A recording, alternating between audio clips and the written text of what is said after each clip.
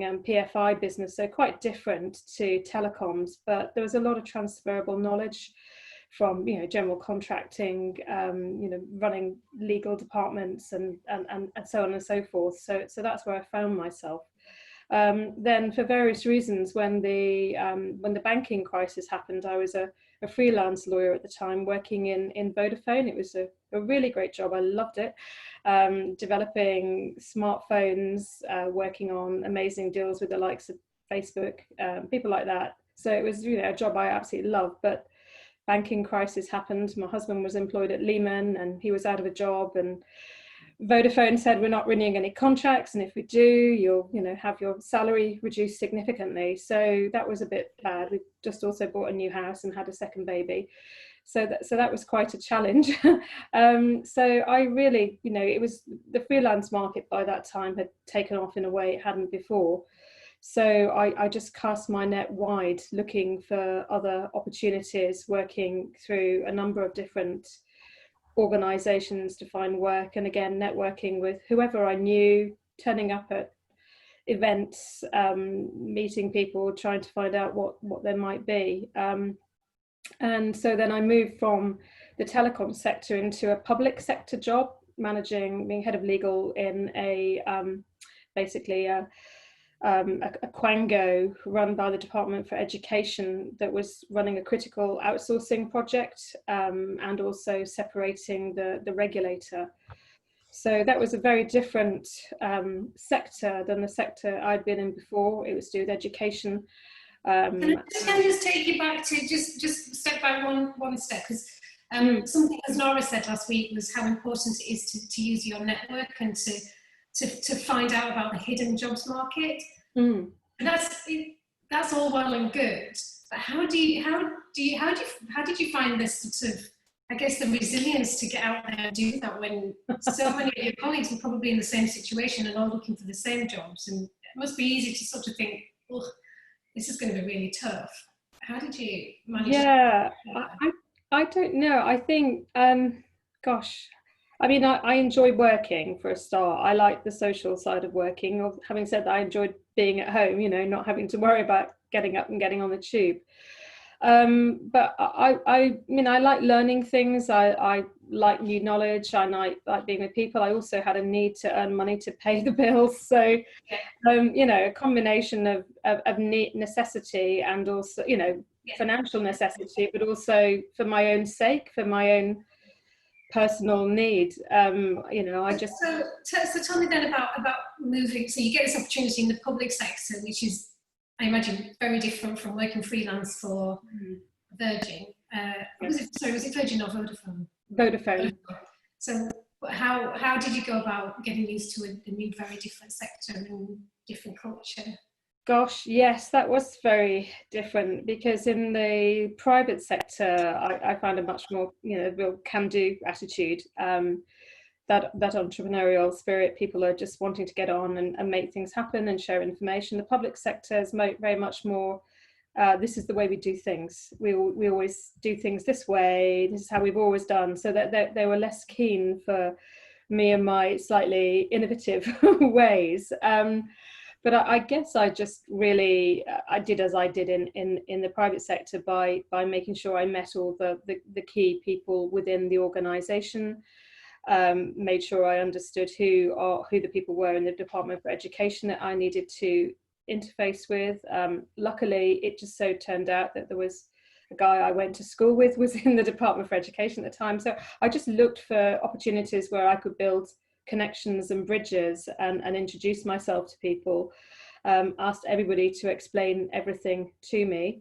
I also reached out to the external lawyers and asked them also to share knowledge with me. I've never been afraid to say I don't know something. I think that's really important, to be honest. That's a good place to start when you join a new organisation, isn't it? To ask somebody to give you 10 minutes of their time to help you out with something specific. I think that's something else, isn't it? Absolutely. I've learned, you shouldn't be shy to say that you're new to a particular sector and you need to learn. I think it's actually not a sign of weakness. It's just being honest, and you learn that way. It's the best way to learn. And if you don't ask those questions, you'll get yourself stuck later down the line. So yeah, lots of just, you know, finding out who the people in the organisation are. Lulu, I need to put somebody on mute. There we go. Carry on. It's just when you guys come off mute, I think you end up on everybody's screen. You probably don't want that as well as the background noise. Sorry, go on about a meeting, getting to know new people. Yeah, so yeah, just speaking to as many people that are directly involved and indirectly involved as possible to, you know, to find out information. Obviously reading the paper a lot, and, you know, searching information on the internet, all of those things.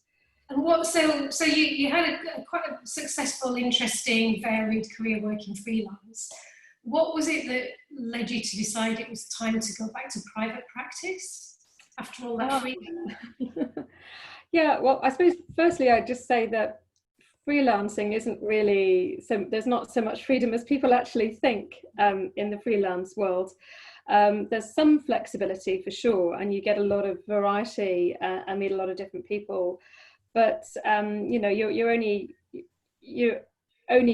always, you know, a very short distance of time away from having absolutely no income. So there's not probably the same level of freedom as people think there is. So that's one thing to say. But I mean, I guess I just, you know, I'd been freelancing for quite a long time whilst my kids were younger. It suited me.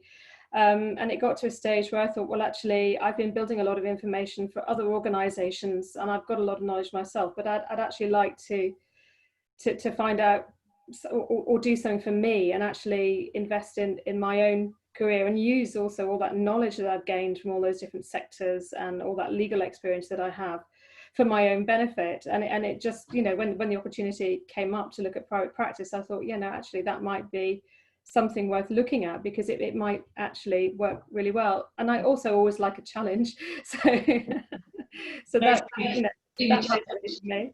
And I just want to talk a little bit about how easy or difficult the transition was, because you knew, and we knew, because we'd spent time interviewing you, that you were coming back into private practice with this wealth of experience and all of these contacts. But I know it wasn't that straightforward getting that recognised and being able to use it. Can you talk a little bit about that?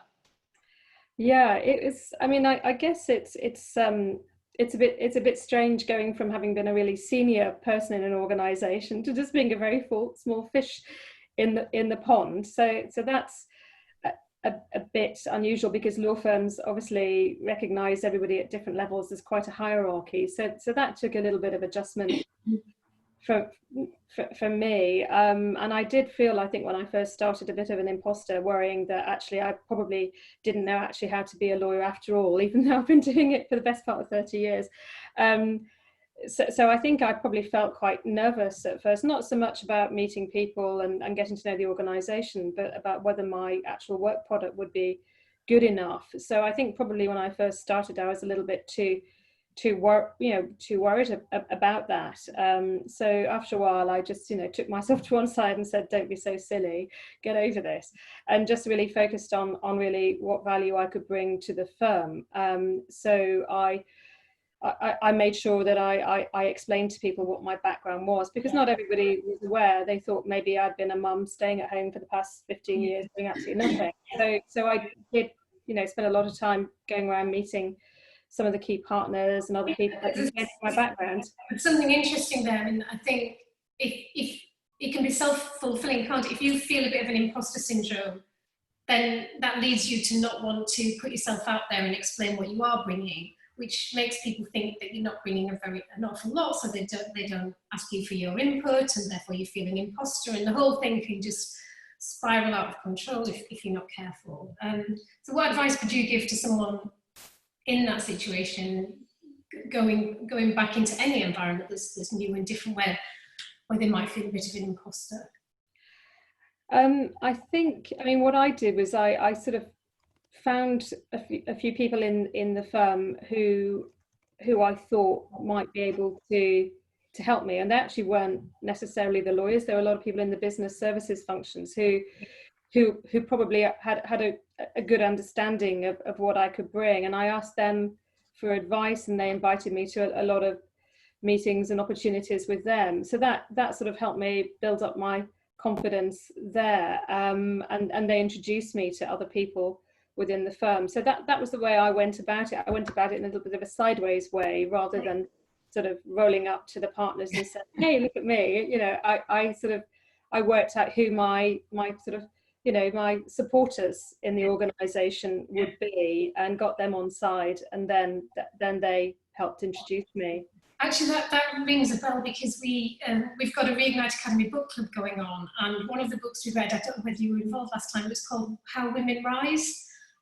Basically, it's got this title, How Women Rise, which makes you think it's going to be all about the successful things that women do. But actually what it does is it points out all of the mistakes we make.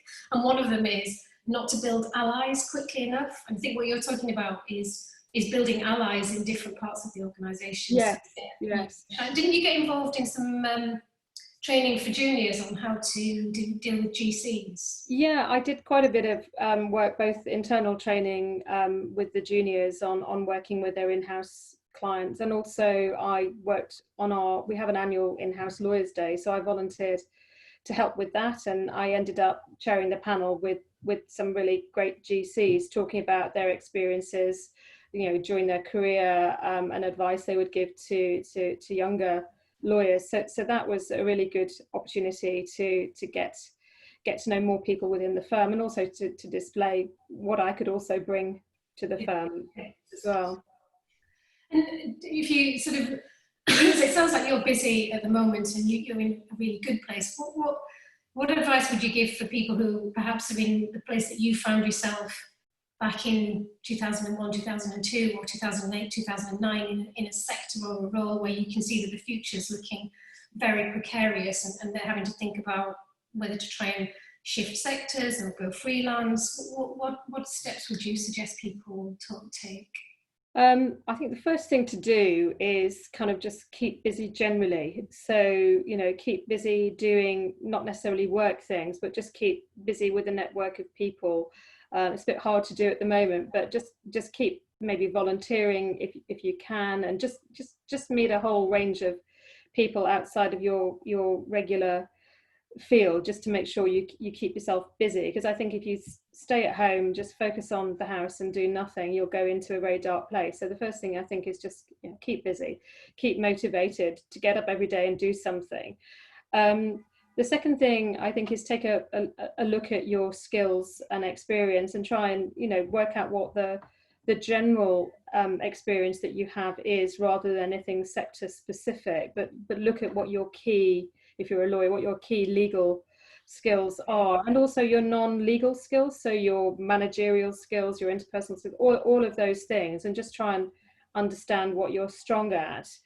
I think the other thing that I did was I then looked at where the industry was going. So, for example, when I was in telecoms and recruitment dried up, I looked to see, well, actually the wider tech sector is starting to grow, and I could increase my knowledge in that area. So I went and did a master's in computer and communications law that introduced me to all kinds of things like information security, digital platforms, to expand my knowledge. So I did that on a part-time basis, distance learning, which then actually directly led me to eventually getting the role I had at Vodafone, because I had written a dissertation on social media and privacy, which was of interest to them at the time. So I think it's a combination of things, and also, yeah, the networking. Just keep networking with everybody and anybody you know who you think might be helpful, and ask them if they know, you know, how they can advise you. Will they spare a few minutes just to give you some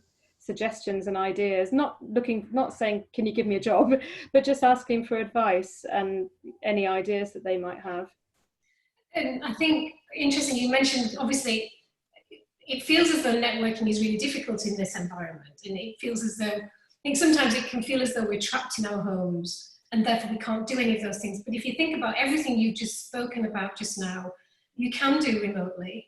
So I just tuned into a video on the How To Academy. The How To has made most of their videos available for free, and there's some really inspirational stuff on there. I happened to be listening to Matthew Said talk about his new book, which is about what we really mean by diversity. So that's been really interesting.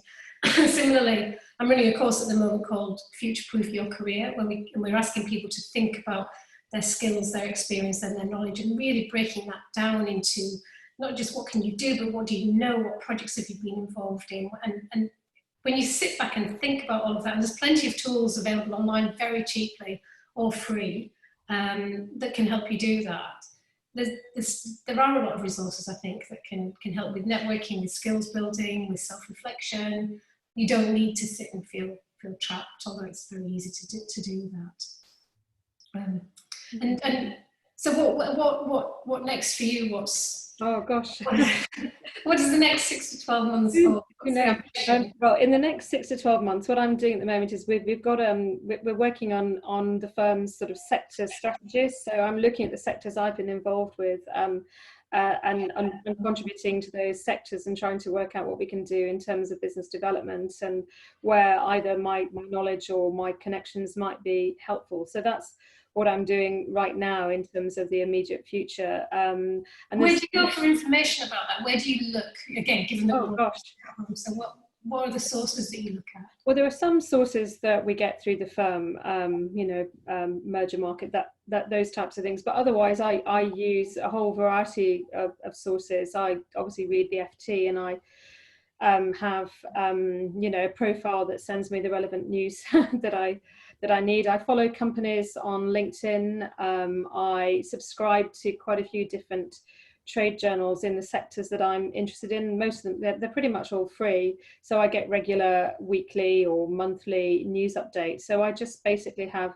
huge amount of information dropping into my inbox that I have to sift through. And again, I speak to people I know in those different sectors and just ask them, what's happening, what's going on that's interesting at the moment. So that's what I do. It's not very scientific, I'm afraid. No, but it's active, isn't it? I think it's about having a plan. I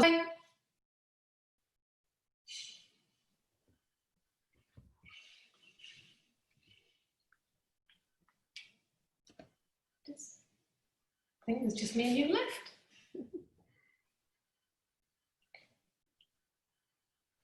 There might be one lady still here. Thank you so much for that. Welcome. I hope that was okay. Yeah, no, that was great. I thought in particular, the bit about what to do if you're sitting there thinking, shit, yeah, I need work. So I think if I do an excerpt, I'd love to use those. Yeah, and I can come up with some more ideas as well, I'm sure. Yeah, I mean, I remember I approached it a bit like a job in reality. Yes, well, that's what Steph always talks about. She always talks about you need to approach finding a job like a job. Exactly. And what I did, because Seb was like a tiny baby at the time and JP was out all day in the bank, so I actually got the neighbours' teenage kids to come and babysit for a couple of hours a day, and I just used to do my applications, and I had a folder and everything and followed up, and it had to be done like a job. I think so. You've got to really, because nothing comes to you, does it? You've got to actually no. Although the Reignite Academy came to me, that was well, Melinda emailed me. It was fabulous. Really? Yeah. Nice. Yeah. She probably only would have known of you because of other things you've been doing. Yeah.